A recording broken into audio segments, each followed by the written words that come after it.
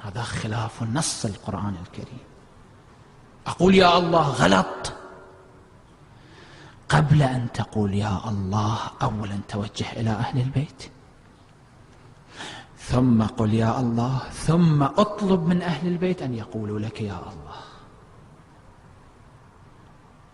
عند ذلك الله عز وجل يجيب.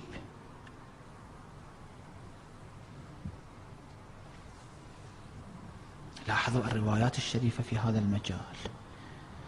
لا فرق بينك وبينها، دعاء من هذا الطريق، بدون هذا الطريق الدعاء لا يستجاب. إن استجيب الدعاء كن على يقين أن هذه الحاجة تكون وبالا عليك.